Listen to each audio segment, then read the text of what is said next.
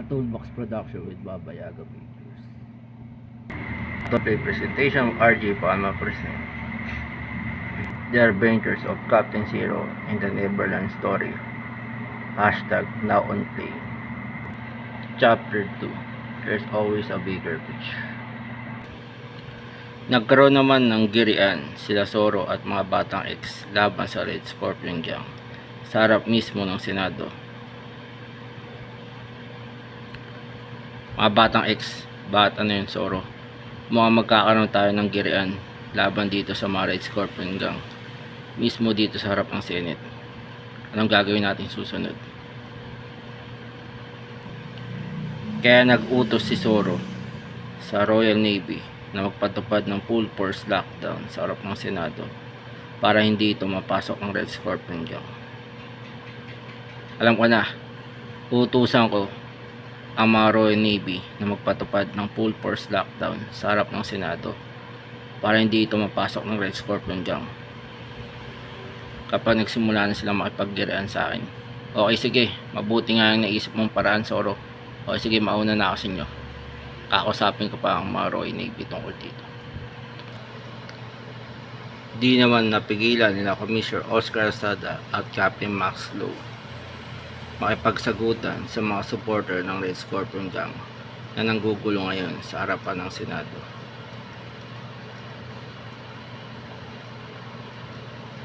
Commissioner Oscar Sada, pati yung Captain Max Lowe, hindi ko mapigilan makipagsagutan ngayon sa mga supporter ng Red Scorpion Gang na kasalukuyan ng gugulo ngayon sa harapan ng Senado.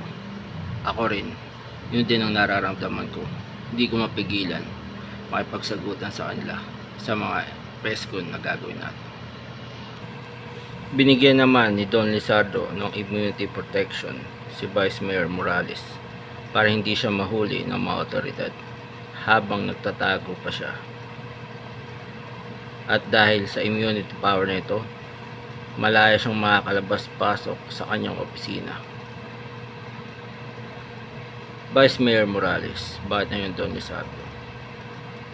Gusto ko sanang bigyan ka ng immunity protection bilang Vice Mayor para hindi ka mahuli ng mga otoridad habang nagtatago ka dito sa iyong bahay. At dahil sa immunity power na ito, malaya kang makakalabas-pasok sa iyong opisina. Maraming salamat, Don Lizardo. Maaasahan ka talagang kaibigan.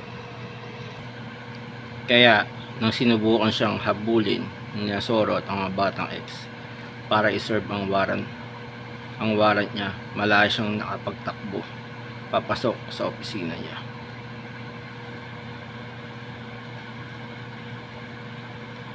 Mga batang X at Zoro, kahit subukan nyo pa akong habulin para iserve ang warrant of arrest ko laban sa akin, ay malayang akong makatakbo papasok dito sa opisina ko dahil hindi nyo ako basta-basta mahuhuli gamit yung warrant of arrest hanggang may immunity protection ako laban sa inyo.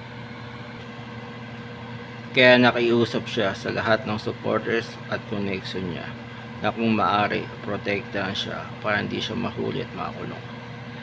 At nakikiusap din ako sa lahat ng aking supporters at connection na kung maaari, protektahan nyo rin ako para hindi ako mahuli at makulong. At dahil sa matibay na ebidensya na hawak ni Dr. Axis, Marcel at Bernardo, tagumpay nagbotohan ng Kongreso para ma-impeach si Vice Mayor Morales at mga kasabot niya sa pagpapalaganap ng kaguluhan ngayon sa bayan ng San Agustin. At dahil sa matibay na ebidensya na hawak natin ngayon, Marcel at Bernardo, bakit na yun Dr. Axis? Tagumpay na nagbotohan ang Kongreso para ma-impeach si Vice Mayor Morales at mga kasabot niya sa pagpapalaganap ng kaguluhan ngayon dito sa bayan ng San Agustin. At need na lamang i-transfer ito sa Senado para masimulan na ang pagdinig. Mabuti namang kung ganun, Dr. Axis. May nasagap na rin tayong good news mula sa sinampa nating kaso laban kila Vice Mayor Morales at sa mga kaibigan niya. Tama ka dyan, Marcela at Bernardo. At medyo naiinis at nahiya naman ngayon sila Mayor Luis Aragon, Don Pedro at Don Julio dahil hindi na ginagalang ngayon ng Red Scorpion Gang ang batas at institusyon ng Senado. Ngayon, dahil sa ginagawa nilang panggugulo. Mga kumpadre, Don Pedro at Don Julio, bakit na yun? Mayor Luis Aragon. Naiinis at nahihiya ako ngayon dahil hindi na ginagalang ng Red Scorpion Gang ang batas at institusyon ng Senado ngayon dahil sa ginagawa nilang panggugulo. Anong gusto mong hakbang na gagawin natin? Mag-iisip muna ako. Kaya inutusan nila si Soro na dalhin muna sa local court ang inisyu na warrant of arrest ng International Supreme Court laban kay Vice Mayor Morales. At kapag may direct order na ang local court dito, siya mismo ang pupunta sa opisina ni Morales para iserve ito at arrestuin siya. Kaya uutusan ka namin, Soro, na dalhin muna sa local court ang inisyu nilang warrant of arrest ng International Supreme Court laban kay Vice Mayor Morales.